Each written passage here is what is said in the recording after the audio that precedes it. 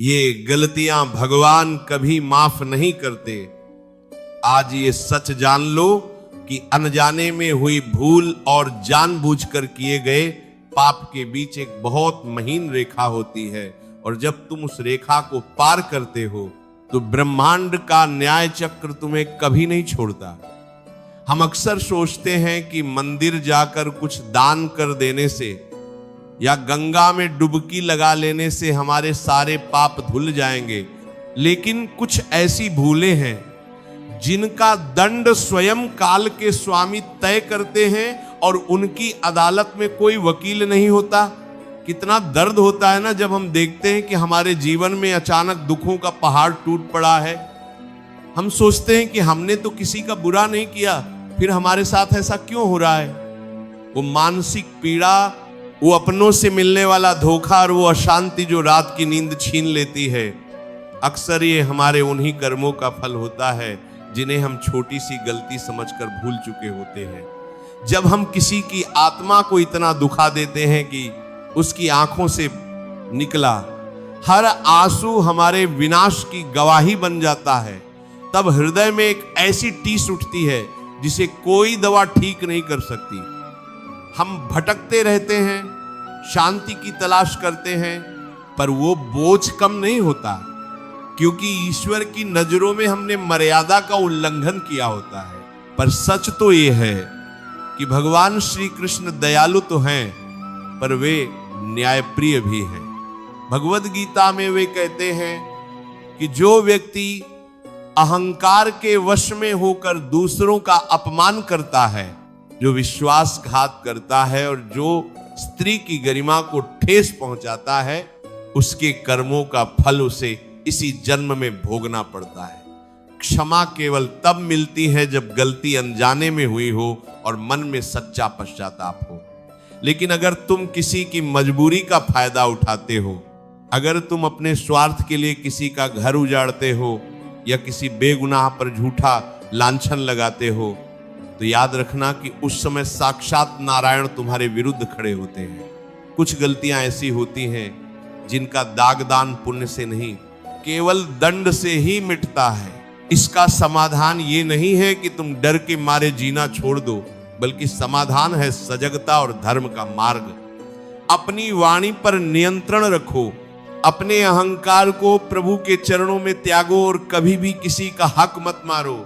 समाधान ये है कि यदि तुमसे कोई गलती हो गई है तो उसका साहस के साथ सामना करो और जिस व्यक्ति का दिल दुखाया है उससे माफी मांगो। ईश्वर को प्रसन्न करने का सबसे सरल रास्ता है उसकी बनाई हुई सृष्टि से प्रेम करना।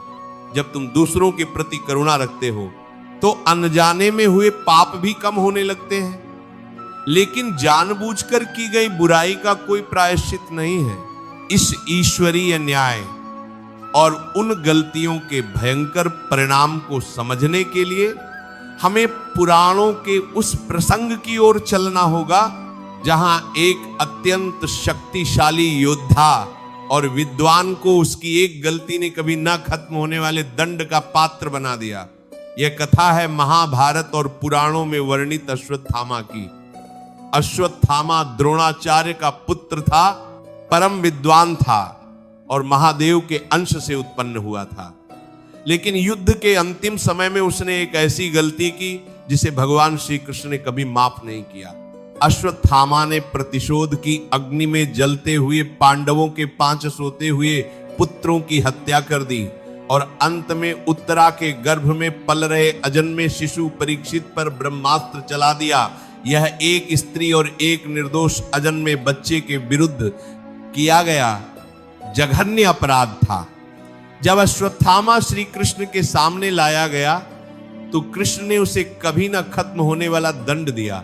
उन्होंने उसके माथे की मणि निकाल ली और उसे श्राप दिया कि वह कलयुग के अंत तक कोढ़ से ग्रस्त होकर भटकता रहेगा, उसे कभी मृत्यु नहीं मिलेगी और न ही कोई उसे सहारा देगा।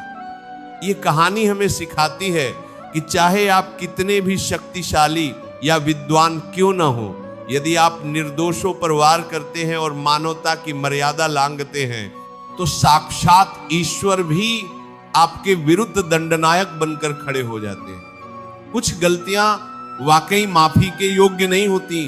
पहली गलती जो भगवान कभी माफ नहीं करते वह है निर्दोष का अपमान और शोषण। जब आप अपनी ताकत के नशे में किसी ऐसे व्यक्ति को सताते हैं जो अपना बचाव नहीं कर सकता, तो उस कमजोर की पुकार सीधे वैकुंठ तक जाती है। किसी की आह लेना आपके पूरे कुल के विनाश का कारण बन सकता है। याद रखें, रावण जैसा विद्वान भी केवल एक स्त्री के अपमान और अपने अहंकार के कारण नष्ट हो गया। दूसरी गलती है विश्वासघात या धोखा।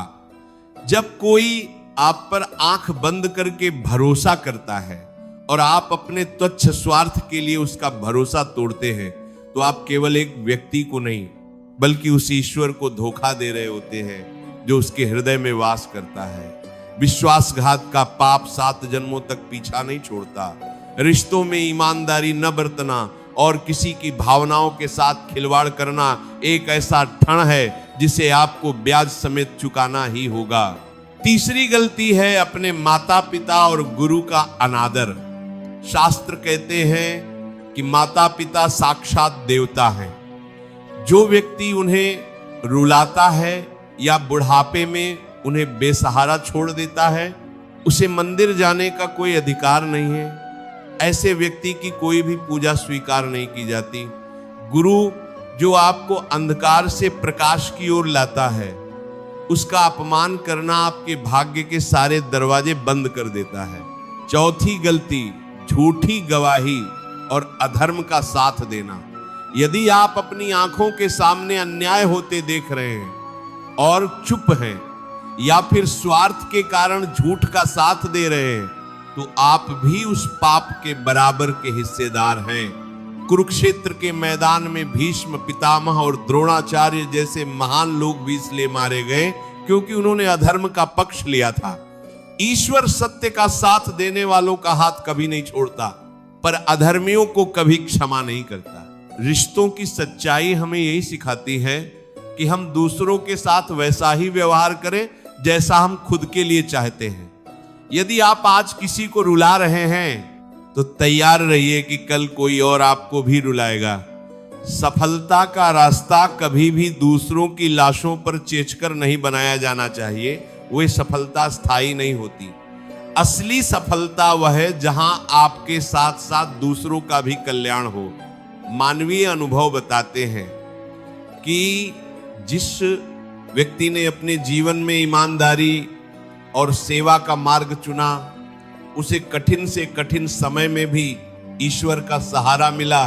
धैर्य रखिए और अपने कर्मों को तौलिए। हम अक्सर किस्मत का रोना रोते हैं, पर असल में हम अपने ही कर्मों के जाल में फंसे होते हैं। विश्वास रखिए उस सामने पर, वो हर चीज देख रहा है। वो प्रेम का भूखा है लेकिन अन्याय का दुश्मन है। अपनी गलतियों को स्वीकार करना सीखे। अगर किसी का दिल दुखाया है तो उसे अभी जाकर ठीक करें। कलयुग में प्रायश्चित का समय बहुत कम मिलता है। प्यार और करुणा को अपने जीवन का आधार बनाइए। श्री कृष्ण कहते हैं कि मैं सब प्राणियों के हृदय में स्थित हूं। तो जब आप किसी का अपमान करते हैं तो आप साक्षात कृष्ण का अपमान कर रहे होते हैं।